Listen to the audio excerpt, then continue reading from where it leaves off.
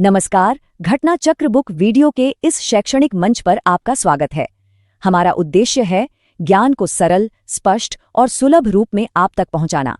आइए आरंभ करते हैं अध्ययन और सफलता की इस यात्रा को। अगर हमें ये समझना है कि कोई सरकार असल में चलती कैसे है, तो सिर्फ संविधान की मोटी-मोटी किताबें पढ़ना काफी नहीं है ना? असल में संविधान के साथ साथ कुछ अलिखित यानी अनरिटन पॉलिटिकल रूल्स भी होते हैं और ये दोनों मिलकर बनाते हैं एक तरह की प्लेबुक।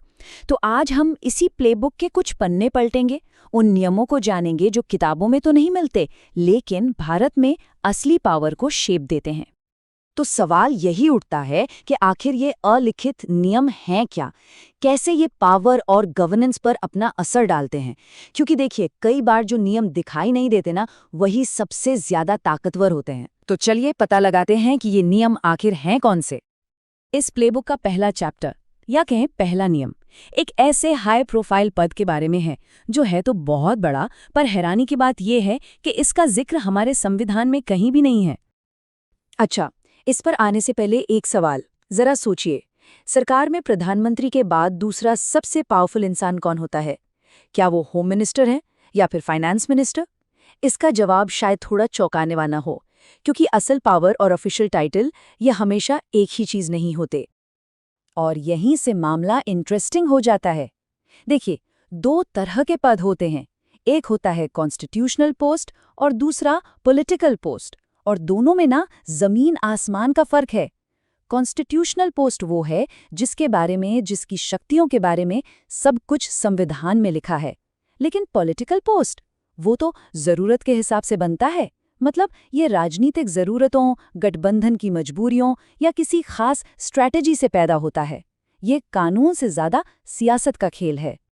और बस इसी का सबसे बड़ा उदाहरण है उप प्रधानमंत्री यानी डिप्टी प्राइम मिनिस्टर का पद।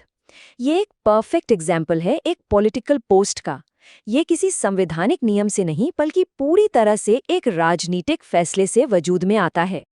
तो सबसे जरूरी बात यहाँ समझने वाली ये है कि ये पद सुनने में चाहे कितना भी पावरफुल लगे, असल में इसके होल्डर को प्रधानमंत्री वाली कोई भी संवैधानिक शक्ति नहीं मिलती। जीरो। भारत के पहले deputy prime minister Sardar Vallabh भाई पटेल थे, और इस ज्यादातर मामलों में ये पद एक सिंबॉलिक जेस्चर होता है जो किसी कोएलिशन में या पार्टी के अंदर सीनियरिटी और पॉलिटिकल बैलेंस बनाए रखने के काम आता है। चलिए अब इस प्लेबुक का अगला पन्ना पलटते हैं और अब बात करते हैं कैबिनेट कमिटीज की। तो ये कैबिनेट कमिटीज आखिर होती क्या हैं? अच्छा, इन्हें ऐसे समझिए जैसे सरकार के अंदर की कोई स्पेशल टास्क फोर्स हो। ये एक्स्ट्रा कॉन्स्टिट्यूशनल है, मतलब संविधान में इनके बारे में कुछ नहीं लिखा। प्रधानमंत्री इन्हें खास मुद्दों को फटाफट निपटाने के लिए बनाते हैं।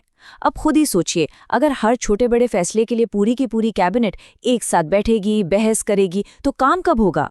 तो ये कमिटीज एक तरह का प्रैक्टिकल सोल्यूशन है ताकि गवर्नेंस आराम से और तेजी से चले। इन कमिटीज की सबसे बड़ी खूबी है इनकी फ्लेक्सिबिलिटी। क्योंकि ये संविधान का हिस्सा तो है नहीं, तो प्रधानमंत्री इन्हें सिचुएशन के हिसाब से बना भी सकते हैं और जब काम हो जाए तो खत्म भी कर सकते हैं। ये कोई परमानेंट स्ट्रक्चर नहीं है, बल्कि वक्त के साथ जो भी नई चुनौतियां देश के सामने आती हैं, उनसे निपटने के लिए ये डायनामिक टूल्स की तरह काम करती हैं। ठीक है, तो अभी हमने बात की फ्लेक्सिबिलिटी की। अब ठीक इसके उलट एक बहुत ही सख्त लिखे हुए नियम की बात करते हैं। ये एक काफी इंटरेस्टिंग कॉन्ट्रास्ट है और ये हमें एक बहुत जरूरी सवाल पर ले आता है। क्या कोई भी प्रधानमंत्री अपनी मर्जी से जितने चाहे उतने मंत्री बना सकता है, या इस पर कोई लिमिट, कोई सीमा लगाई गई है? जवाब है हाँ, एक बिल्कुल पक्की लिमिट है, और वो है 15%। और ये 15% का मतलब क्या है? इसका मतलब है कि केंद्र सरकार में टोटल मिनिस्टर्स की संख्या, जिसमें प्रधानमंत्री भी शामिल हैं, वो लोकसभा के टोटल मेंबर्स के 15% से ज्यादा नहीं हो सकती। ये नियम इसलिए जरूरी है ताकि सरकारें सिर्फ अपने राजनीतिक साथियों को खुश करने के लिए मंत्रियों की फौज खड़ी न कर दें। और हाँ, ये कोई अनरिटन रूल नहीं है। इसे बाकायदा 91st कॉन्स्टिट्यूशनल अमेंडमेंट के जरिए हमारी प्लेबुक में ऑफिशियली जोड़ा गया। ये एक बड़ा टर्निंग पॉइंट था। ये दिखाता है कि जहां कुछ नियम अनकहे रहते हैं, वहीं कुछ नियम इतने जरूरी हो जाते हैं कि उन्हें पत्थर की लकीर बनाना ही पड़ता है। और ये इस बात का भी सबूत है कि ये प्लेबुक वक्त के साथ बदलती भी है। तो अभी तक हमने बात की पॉलिटिकल रूल्स की, लेकिन सरकार सिर्फ नेताओं से तो नहीं चलती। एक परमानेंट एडमिनिस्ट्रेटिव मशीनरी भी होती है जो असल में सरकार को चलाती है। तो चलिए अब इस एडमिनिस्ट्रेटिव पिरामिड के टॉप पर नजर डालते हैं। और इस पूरे विशाल एडमिनिस्ट्रेटिव स्ट्रक्चर के शिखर पर होते हैं कैबिनेट सेक्रेटरी। ये भारत सरकार के सबसे ऊंचे रैंक वाले सिविल सर्विस ऑफिसर होते हैं, मतलब देश की पूरी ब्यूरोक्रेसी का सबसे टॉप पद। और यहाँ पर दो शब्द सबसे जरूरी हैं, परमानेंट और नॉन पॉलिटिकल। क्योंकि मंत्री तो आते जाते रहते हैं, सरकारें बदलती रहती हैं, लेकिन कैबिनेट सेक्रेटरी के अंडर जो ये पूरी सिविल सर्विस है, ये एडमिनिस्ट्रेशन को एक कंटिन्यूटी, एक स्टेबिलिटी देती है। अच्छा, अब थोड़ा सा टाइम में पीछे चलते हैं, देखते हैं कि वक्त के साथ चीजें बदली कैसे हैं।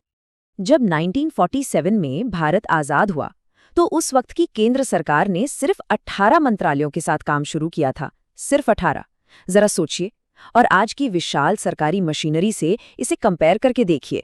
ये साफ बताता है कि इतने सालों में गवर्नेंस का स्केल और उसकी कॉम्प्लेक्सिटी कितनी ज्यादा बढ़ चुकी है।